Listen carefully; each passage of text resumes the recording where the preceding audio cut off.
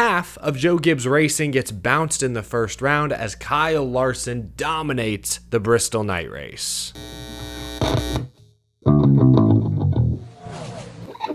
How's it going, y'all? My name is Eric. Welcome to Out of the Groove, here to talk all things Bristol. Thunder Valley, one of the loudest tracks on the circuit. Fitting then that our sponsor today is Eros, high fidelity hearing protection. I actually got them in right now. Not because this room is loud by any means, but just to show you how discreet they are. Honestly, sometimes I forget I'm still wearing them. They allow natural sound to pass through while still providing effective noise reduction. And it's also fitting they would sponsor this episode because they have a deal with Hendrick Motorsports. If you head to their website down in the description below, you can check out the entire Hendrick collection, Larson, Bowman, Elliott, Byron, all available. So next time you're at a racetrack or a concert, you can represent your favorite driver. I actually wore these to a couple of concerts recently and they were very effective, so I highly recommend. Head to their website, link is down in the description below. Thanks to Eros for sponsoring the show. Alright, it's time to stop beating around the bush. I have been hesitant to record all day today because I don't want to be critical of something I love. Bristol Motor Speedway is a beautiful racetrack, the last great Coliseum. It deserves every bit of the hype it gets. I don't want to come in here and say that was maybe the worst Bristol night race I've ever seen. That hurts me deeply. So instead, I'm going to deflect. I'm going to deflect blame elsewhere. We're in an election year, right? I'm going to do what most great politicians do. Deflect. I need a scapegoat. Besides the playoff cut line, all eyes were on Goodyear coming into this weekend after what happened in the spring, where tires were making it maybe 40, 50 laps into a run before completely cording. Created one of, in my opinion, the greatest happy accidents in modern NASCAR history. I loved the spring race. I don't think anyone was expecting that kind of tire degradation this time around in September. No one expected the tires to blow in 40 laps, but we also didn't expect them to last 140 laps. We expected somewhere in between. We didn't get that. Let me make one thing clear off the bat. Goodyear does not deserve all of the blame for last night's race. Little tire wear, little passing, one driver dominating, leading over 460 laps. That is not Goodyear's fault. NASCAR and their next-gen car deserve much of the blame. NASCAR designed a new Cup Series car that has serious short-track design flaws. We've seen it for years now. They have asked Goodyear to bail them out, quite honestly, and sometimes, whether intentional or accidental, they have. The Bristol Spring Race, for example, introducing option tires at Richmond. That was Goodyear being aggressive, trying to come to NASCAR's rescue, and I think it was mostly effective. But we've also seen numerous races this year, last year, recent seasons, where Goodyear has not delivered what many of us were promised. I mean, even Watkins Glen last week. No one expected 5 seconds of tire wear, but we didn't see near the wear everyone was expecting. It's gotten to the point now, between Watkins Glen, Bristol this weekend, other races, where I don't feel we can trust anything Goodyear says, and I'm not confident Goodyear is truly on top of things the way they should be. The fact that Goodyear still seemingly doesn't have a clear answer as to why the Bristol Spring Race happened, that's insane to me. That's inexcusable. A lot of smart people over there. How do we not know what happened in the spring? How are we not better able to predict what's going to happen here in the fall? It's the weather, the temperature, multiple series on the track during the weekend. There's a lot of theories, but no one seems to know exactly what's going on. How is that okay? The tires are one of the most important elements of stock car racing. No one expected a repeat of Spring Bristol, but to get the polar opposite of that, same tire combo, same track, same season. How is that possible? And how is it that Goodyear and the teams don't fully understand what's going on? Maybe it's not the biggest deal in the world because I have often said NASCAR is at its best when the drivers and teams are uncomfortable, when they're caught off guard. But at the same time, again, the tires are extremely important. We're in the playoffs. There should be some amount of predictability. And when you expect fans to travel long distances, to spend lots of money on tickets, they should have a decent idea of what the product in front of them is going to look like. If you bought a ticket to Spring Bristol and a ticket to Fall Bristol, they look like two completely different sporting events, in my opinion. So when people are spending money, they should know at least roughly what they're going to get. And that doesn't seem to be the case, honestly, week to week nowadays. So again, I'm deflecting blame. Bristol is an amazing racetrack. It can do no wrong, but the next gen car and the unpredictability of these tires are a huge concern. So I'll get that out of the way. I don't want to rant and rave about tires, lack of passing, all that stuff for 15 minutes. That's no fun. That's not why you're here. We'll take a look at the playoff grid, who got eliminated and why in just a moment, but I want to start with the race winner because most of the action tonight took place behind Kyle Larson's number 5 Chevrolet. Kyle Larson gets his series-leading 5th win of the NASCAR Cup Series season. Mentioned it earlier, led 462 out of 500 laps. Swept the stages too. Holy moly. This is Larson's 2nd Bristol night race win in 4 years. It's his 5th straight top 5 finish at Bristol. And going back to 2019, so over the last 6 Bristol races, Larson's average finish has now improved to 3.3. That's ludicrous. A lot of y'all been calling me out in recent weeks. Eric, why do you still have Kyle Larson in your top 2 in your power rankings? This is why. Sure, the results have been up and down lately. Larson's made a lot of mistakes, penalties, whatever the case may be. They still show glimpses of top 5 speed, and we just know that any given week, Larson, Cliff Daniels, Hendrick Motorsports are capable of this. Any given week. And that's the thing. I mentioned Larson has 5 wins this year. They've all been pretty evenly spread throughout the season. Like, Denny Hamlin, for example, another, I believe, championship contender, hasn't won a race since April. Larson, meanwhile, wins the 3rd race of the season at Las Vegas. Then he wins Kansas in May, Sonoma in June, right? A road course. Then the Brickyard 400 in July. And then a month and a half later, now he wins Bristol. Like, he spaced them out. He's capable of doing this anytime. That's why I've kept Larson towards the top of my power rankings, because nobody dominates races these days like Kyle Larson does. I don't want to say last night was a statement win because I think we all knew Larson and Cliff Daniels were capable of this, but we hadn't seen it in a little while. It was more of a reminder of just how great, just how unbeatable the 5 team can be when everything is clicking, and things click throughout the season. Every few weeks, if not more frequently, things click, and this team is virtually invincible. Big time win from Kyle Larson, 462 laps led. My goodness, I don't have the stat anywhere. I'm sure someone has found it. Where does that rank among modern NASCAR races? That's gotta be, I doubt that number's been hit in quite some time. I remember Truex led 392, I think, at Charlotte in the 600 a few years back. That was arguably even more impressive, quite honestly. So outside of that, we don't see this very often. Huge win for Larson, dominant. Let's move on. Quick look at the rest of the top finishers. When drivers aren't having to baby the throttle, go easy on the tires, they're just going 100% all out all night. You see the fastest cars traditionally bubble to the front. A lot of Hendrick up there. Some Joe Gibbs Racing. Yep, Bubba in 2311 equipment. Ryan Blaney there in 6th. I feel that's going to happen. Shout out to Ryan Preece and Chase Briscoe. Top 10s for Stewart-Haas Racing. More on Briscoe in a moment. Another Hendrick car top 10. Bowman. Chastain gets a 10th. Almost missed him, but shout out Noah Gragson. 3 Stewart-Haas cars finished top 12. That's extremely impressive. I guess on that note, let's talk playoffs. Starting, I guess, with Chase Briscoe. Stewart-Haas is still alive. Goodness gracious. Briscoe was 21 points below the cut line after Atlanta. He made up all those 21 points and more in 2 weeks. By far the best playoff performer at Watkins Glen a week ago, finished 6th.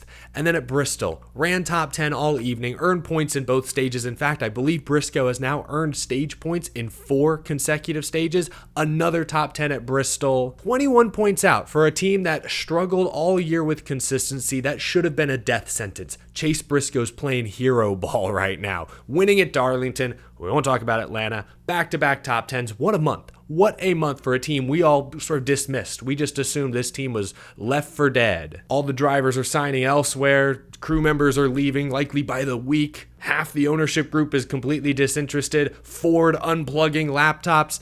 Chase Briscoe is through to the round of 12. How about that? Ton of respect, ton of credit to Briscoe and that entire 14 team for the performance last night. On the flip side, though, let's talk Daniel Suarez. He is through to the round of 12. Success, congratulations on advancing, but it was ugly. Suarez was great at Atlanta, finished top 5. was good at Watkins Glen, despite getting stuck in the sand trap at one point, still finished top 15. He got by, had a 36-point cushion going into Bristol. I was still a little worried, and my concerns were realized early on when he fell off the lead lap halfway through the opening stage, wound up finishing 4 laps down outside of the top 30, just no speed. Qualified bad in race trim, bad in the race, but avoided catastrophe, avoided outright disaster. Really padded enough points in those first 2 races that he was able to sneak by a slim margin. Well done, Daniel Suarez. Not for Bristol, but for Watkins Glen in Atlanta. Suarez is through. I also want to mention Tyler Reddick. There weren't a lot of highlights per se in this race, but when Reddick was left out on older tires at the very end of stage 2, I panicked for a moment because he was only, I think, 29 points to the good. Decent cushion, but nothing huge coming into this race. And I remember the spring Bristol race when Billy Scott left Tyler Reddick out on old tires and he got run over and wrecked. So I panicked for a moment, but less tire wear this time around. Reddick held on to actually earn some stage points, I believe, at the end of stage 2. So, bad finish ultimately for Reddick, but he got the job done. So Reddick's safe. Whew, I was sweating for a moment there, though. The biggest mover of the night, however, was one Denny Hamlin. Entered Bristol 6 points below the cutoff, needed a perfect night, and he damn near got one. Finally had a good qualifying run, earned points in both stages, scored a top 5, his 3rd consecutive Bristol top 5. That's all he needed to do. He just needed to quiet all the noise. There's been so much noise around this team recently, and I'm not talking about, 2311 Racing's disagreements with NASCAR. No, forget about that. Just talk about the 11 team. From the massive TRD engine penalty a few weeks back to then, the struggles at Atlanta, bad handling race car, disagreement between driver and crew chief on the, conservative strategy, then Watkins Glen wasn't good, then the whole superstitious blaming it on the dog. I don't like all that noise. So while Denny Hamlin's track record at Bristol speaks for itself, it's extremely impressive. I was a bit concerned coming into this race, but if you watched my pre-race video with Dale Tanhart, he wasn't concerned. He trusted Denny Hamlin, the veteran, to get the job done, and lo and behold, he was correct. Denny Hamlin gets it done, just did what he needed to do. He couldn't afford any more hiccups. Thankfully, he kept all his food down for the night. That was a weird analogy. Unfortunately, I can't say the same about 2 of his Joe Gibbs Racing teammates. 4 drivers were eliminated from the playoffs last night. Harrison Burton, who just didn't have it and then had mechanical issues. Brad Keselowski, we'll talk him in a moment. And then 2 Gibbs drivers. We'll start with Martin Truex Jr. Truex had a larger deficit to overcome entering the race, but he was doing a pretty darn good job. Ran in the top 10, top 5 most of the night, had pretty good speed, it appeared. Still was going to need maybe a little bit of help to get the final couple of points he needed, but had put himself in a decent position when in stage 3, he sped on pit road by less than a mile an hour. It was that close. I know the feeling, Truex fans. It's deflating for something so small, so seemingly insignificant to eliminate your driver in their final year. I can relate to some degree as a Matt Kenseth fan. In 2017, his final full-time season with Gibbs, he was in the round of 12, got caught up in a spin at Kansas, but was going to be able to continue, and his crew chief didn't know the rules, sent too many men over the wall, and NASCAR at the time had a crazy penalty that eliminated him from the race, so I get it. Weird rules, technicalities, small things, eliminating your driver in their final season. It stings. I can relate. But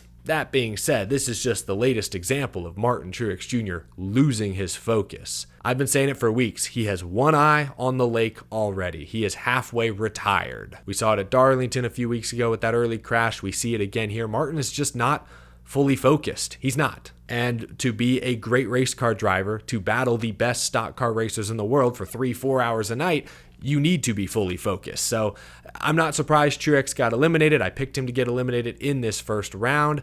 I am still sad, though, to see a future Hall of Famer's career more or less end with a whimper. But Truex owned it after the race, said it best. Hate to let other people down. I get it. I feel for him. Sucks. But it is what it is. Just was not good enough at the end of the regular season or these first few races of the playoffs. Too many mistakes, lack of focus, you name it. Martin Truex Jr. is out of the NASCAR playoffs, as is his young teammate, Ty Gibbs. Gibbs entered this race +6, but with Denny Hamlin having a great night, Chase Briscoe having a great night, Gibbs needed to be perfect, and unfortunately the sophomore driver was not. He sped on pit road, I believe at the beginning of stage 2. He actually did a decent job of working his way through the field, but missed out on stage points in stage 2 and still wound up finishing 15th. Just wasn't good enough. When Denny Hamlin was on his game, Chase Briscoe on his game, Gibbs needed to match and he wasn't able to. Again, a mistake on pit road ultimately derailed the young driver's efforts. Ty Gibbs, though, big step forward this season to go from missing the playoffs last year to in the playoffs this season. Still looking for that first win, but I feel like it's around the corner. It took William Byron, Chase Elliott till year 3 to finally break through and get that first win, so he's got time. I'm not panicked by any means. This was overall a good season for Ty Gibbs, but a shame to see it end a little early. That's half of Joe Gibbs Racing eliminated from the playoffs in the opening round. Compare that to their Ford and Chevy counterparts. All 4 Hendrick cars are through to the round of 12. All 3 Penske cars are through to the round of 12. I'll admit, I was at least a little bit wrong early this year. Remember, Toyota had a new Camry. Ford had a new Mustang at the start of this year. Chevy brought back their tried and true Camaro. Chevy got off to a hot start, winning the first few races, and I said then, hey, that's expected. Chevy has a deep notebook. Toyota, Ford, still trying to figure things out. It's going to take time. But then when Toyota dominated Phoenix and then dominated races like the spring Bristol race, I said, ooh, Toyota's ahead of schedule. Chevy, even Ford, y'all should be scared because if Toyota's doing this now, imagine what they'll be doing in June, July, August, September. Whoa! I was somewhat right because, Tyler Reddick won the regular season championship and Christopher Bell, Denny Hamlin obviously have multiple wins. But 2 Gibbs cars missing the round of 12?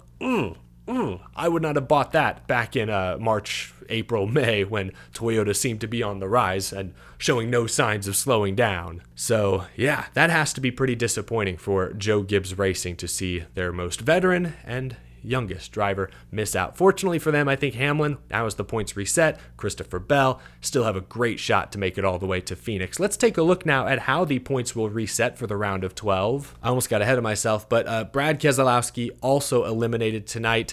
I had real concerns about Brad these first 2 rounds just because of how much he struggled at road courses, but because he's so good at super speedways, I figured he'd pad some points there, but Atlanta was a disaster. Finished 19th, no stage points, no laps led, was not in the picture. From there, he was trying to play from behind. Watkins Glen predictably did not go well.